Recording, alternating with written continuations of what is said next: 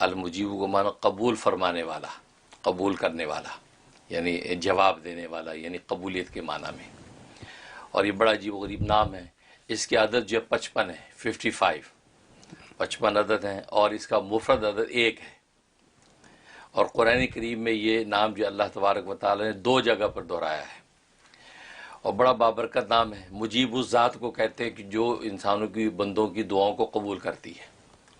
بلکہ اللہ تبارک و تعالی نے جو قرآن کریم میں فرما دیا وقال ربکم ادعونی استجب لکم، کہ فرمایا کہ قال ربکم، تمہارا رب یہ کہتا ہے کہ جو ہے وہ مجھ سے دعائیں مانگو، استجب لکم، میں ان کو قبول کروں گا۔ سبحان اللہ۔ تو گویا کہ وعدہ قبولیت خود اللہ تبارک و تعالی نے دے دیا ہے، لیکن بس شرط یہ کہ بندہ مانگے صحیح۔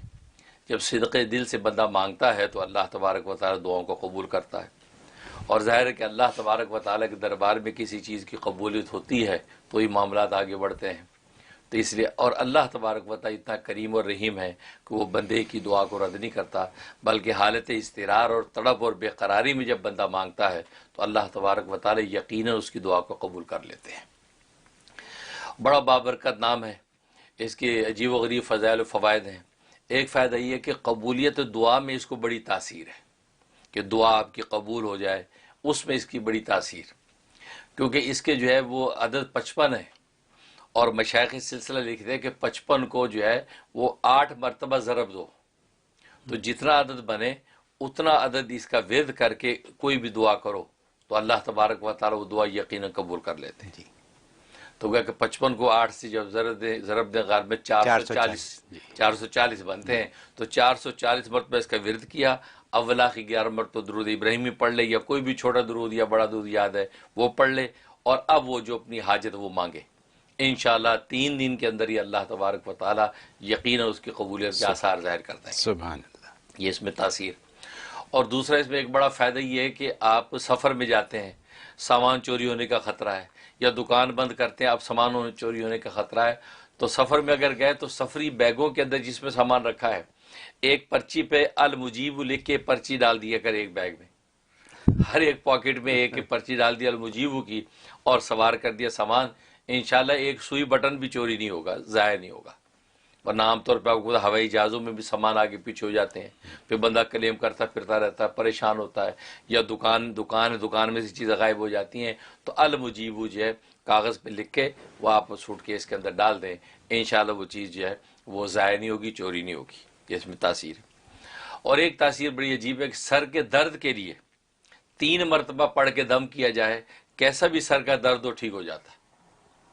لیکن پھر بھی اگر آپ چاہتے ہیں کہ ذرا قوی تاثیر ہو جائے تو اس 3 کو آپ جو ہے 8 کے ساتھ ضرب دے دیں، کہ 8 مرتبہ دہرائیں تو 8 سے 24 بن گیا، تو 24 ٹائم آپ یا مجیبو یا مجیبو یا مجیبو، اپنے سر میں درد ہے ہاتھ سر پکڑ کے 24 دفعہ یا مجیبو پڑھ کے پھونک لیں، کسی اور کے تو اس کا ماتھا پکڑ کے 24 دفعہ پڑھ کے پھونک دیں، تو رائٹ اوے درد سر کا ختم ہو جاتا ہے۔ یہ اس میں خوبی ہے۔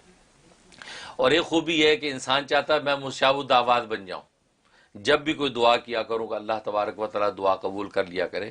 اس کا طریقہ یہ ہے کہ طلوع شمس کے وقت، جب سورج طلوع ہو رہا ہوتا ہے، اس وقت بیٹھ کے اس کا ورد کرنا ہے، یا مجیبو کا۔ اور میں جیسے کہ بتایا کہ لکھا تو یہ ہے کہ 55 دفعہ ورد کر لیں، لیکن اس کو 8 کے ساتھ ضرب دے دے تو تاثیر قوی ہو جاتی ہے۔ اب 55 کو 8 سے ضرب دیے 440 بن گئے، تو 440 مرتبہ طلوع شمس کے وقت میں آپ یا مجیبو پڑھنا شروع کر دیں۔ تو ظاہر ہے کہ طلوع شمس کا وقت جو 8-10 منٹ رہتا ہے، کہ جس وقت میں کوئی نماز وغیرہ پڑھنا ممنوع ہوتا ہے، لیکن آپ اس وقت یہ ذکر کر رہے ہیں، 8-10 منٹ میں آپ نے ختم ہو گیا آپ کا یہ قصہ، اور اس پر آپ نے دعا کر لی۔ تو یہ مسلسل کرتے رہے، 90 ڈیز، 90 دن یہ عمل کر لیں، آپ کو اللہ تبارک و تعالیٰ اپنے لطف و کرم سے مستجاب الدعوات بنا دیں گے۔